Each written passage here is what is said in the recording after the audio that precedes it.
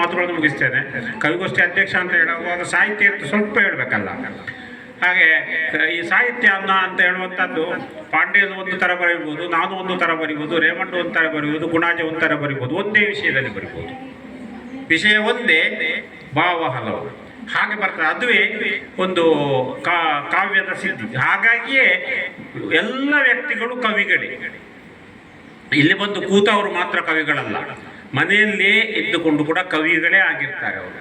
ಅವರಿಗೆ ಆ ಕವನಕ್ಕೊಂದು ಚೌಕಟ್ಟನ್ನು ಕೊಡ್ಲಿಕ್ಕೆ ಆಗೋದಿಲ್ಲ. ಆ ಚೌಕಟ್ಟು ಒಂದು ಫ್ರೇಮ್ ವರ್ಕ್ ಮಾಡಿದಾಗ ಕವಿ ಅಂತ ಹೇಳುವ ಒಂದು ಅಂಡರ್ಲೈನ್ ಮಾಡಲಿಕ್ಕೆ ಅಥವಾ ಒಂದು ಹೆಡ್ಡಿಂಗ್ ಅನ್ನು ಪಡಿತಾನೆ.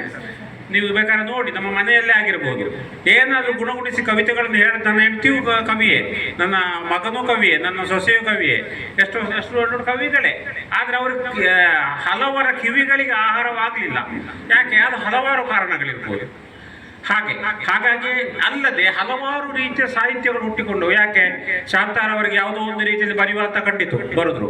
ಪೆರಾಜ್ ಅವರಿಗೆ ಯಾವುದೋ ರೀತಿಯಲ್ಲಿ ಬರೆಯುವಂತ ಕಂಡಿತ್ತು, ಬಶೀರ್ ಅವರಿಗೆ ಯಾವುದೋ ರೀತಿ, ಬೇರೆ ಬೇರೆ ರೀತಿಗಳಲ್ಲಿ ಬಂತು. ಹಾಗೆ ಬೇರೆ ಬೇರೆ ರೀತಿಗಳಿಂದ ಬರೆಯಲ್ಪಡುವಾಗ ಹಿಂದಿನ ಕಾಲದಲ್ಲಿ ನಾವು ನೋಡಿದರೆ ಆ ಷಟ್ಪದಿ ಇತ್ಯಾದಿಗಳು ಹುಟ್ಟಿರ್ಬೋದು. ಶರಷಟ್ಪದಿ, ವಾರ್ಧಕ್ಯ ಷಟ್ಪದಿ ಹೀಗೆಲ್ಲ ಬರ್ತದೆ. ಅಥವಾ ಇವರಿಗೆ ಒಂದು ಗುಣಾಜಿಯವರದ್ದೊಂದು ಸೇವಿಗೆ ಹಾಗೆ ಮುಗಿಯುವುದೇ ಇಲ್ಲ, ಏಳೆ ಅಂತೇಳಿ. ಹಾಗೆ ಆ ಏಳೆ, ಹಾಗೆ ಅದು ಏಳೆ ಅಂತ ಹೇಳಿದ್ರೆ ಯಾರೋ ಒಬ್ರು ಮೊದಲು ಎಳೆದಿರ್ಬೋದು, ಅದನ್ನು ಇವರಿಗೆ ಎಳೆದು ಚೂಯಿಂಗ್ ಗಮ್ ತರ ಮಾಡ್ತಾ ಇದ್ದಾರೆ.